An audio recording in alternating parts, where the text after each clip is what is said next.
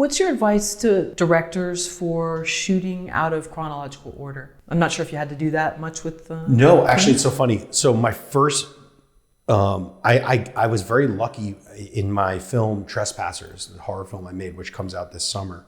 It's a contained thriller. It only takes place in one house in the desert, and I got to shoot almost 90% of the film in chronological order.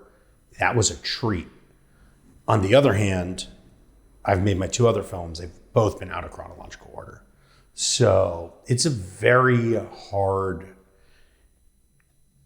it was something that I didn't realize how hard it was going to be until I sat in the editing room after making Queen, my first film.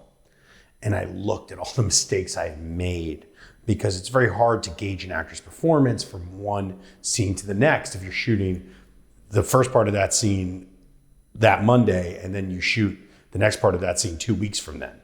So, you shoot them in the room that Monday, but then you shoot them in the car driving away from it 2 weeks later. And you have to somehow in your mind be able to go back to that scene and figure out where they were.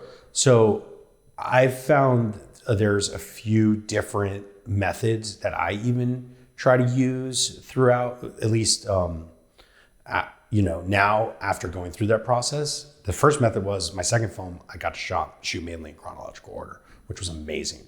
And that really makes life easier because you get to come up with things, you get to come up with new ideas, you get to rewrite as you go.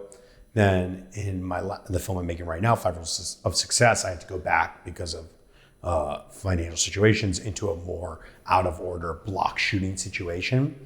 And one of the tools I used was on Halloween, John Carpenter had a meter that he would use for Jamie Lee Curtis, which was like her intensity meter, since they were shooting out of order. So it'd be like, hey, we're at this level in this scene. Okay, we got to go back to level 5. I didn't have a meter, but on my script, when I went through beforehand and was prepping, I had basically given like different notes to myself on what intensity they would have to be during that scene. So when I would get the shot list of that day and have my sides, I would refer back to my script at like where they were supposed to be in that scene, because what scene were they coming from? It's very hard though. I think shooting out of order is a super hard technical process, and I definitely by no means have understood it or claim to. I'm still learning a lot with how to do it, and I really wish I had the privilege of being able to shoot chronologically every time, because it makes your life a lot easier. But it's just, it's all about prep, and it's just about fixing the prep. Know that when you're doing your pre-production, when you're doing your shot list, when you're doing your schedule, making notes to yourself that you can always refer to about where they're supposed to be, talking with your actor, making sure that you're both on the same page beforehand, rehearsing, making sure you're taking the time with the actor before. A lot of it also is like, and I guess this is something we haven't really talked about, but working with an actor is such a big part of this process.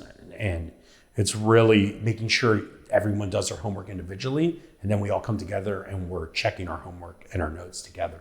So we're all in a similar place, or at least willing to allow someone to be in a place that they want to be and creating that environment.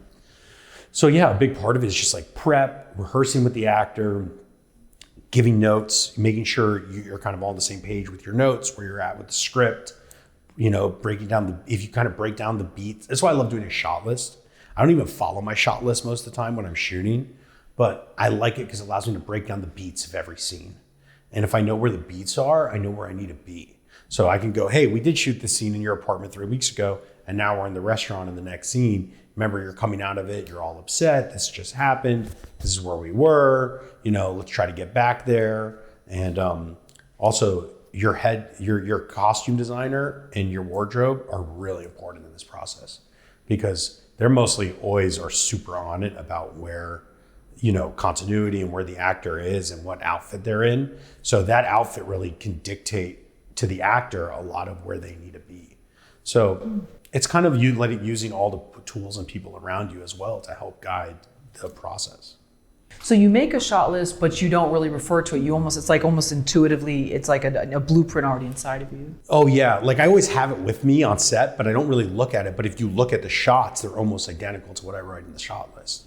I just kind of, use it as a process to break down beat by beat each scene in the film And then once you get there, things change, things change. You want to do something totally different. You see the scene, you're going to go, let's just do this all in one shot, take. There were scenes that I would have a ton of coverage for, and then I'd be like, I just want to do one take, and I just want to do it as a oneer, and we'll see where we land. And if it works, it works, It's just all about your own process, and you learn about it as you go. But yeah, I do the shot list, but I don't storyboard, and I don't, refer to each shot when I start doing the scene. And in Queen, she has the leopard skin jacket, right? Yes. I think she's in the leopard skin jacket. In the trailer, yeah. Yeah. Very cool. Where'd you get the jacket, by the way? Oh, I got it off Etsy. Oh, nice. And crazy was I found 2 doubles of it from 2 different sellers. I found it about 3 days before shooting, maybe 4 days, so I had to have them rush delivered. And that was good because there's a lot of blood in the movie, so it allowed me to have 1 blood jacket, 1 non-blood jacket. But like in Queen, I really struggled with some continuity issues because of my, I hadn't made a lot of short films beforehand, so I kind of had a little bit of an amateur awareness of continuity and of shooting out of chronological order. So it really is a huge leap then, because people always say, oh, it's not, if you've done several shorts, it's just, you're just doing a longer version of it. It sounds like it's not the case. No, it's a whole other beast, and it's not. I actually really respect people that can tell something really fast and succinct in 3 to 5 to 10 minutes in a short film. I've never been good at that. But no, making a feature you're creating a whole world. You got to build that world, and then you got to hide every single mistake you made in that whole process from the audience. So in the end of the day, they're not sitting there picking it apart. They're getting to go on the ride. Where did you get the strip club from, or did you piece that together? The exterior is, well, I had the name of it first. It was called Queen Mary's.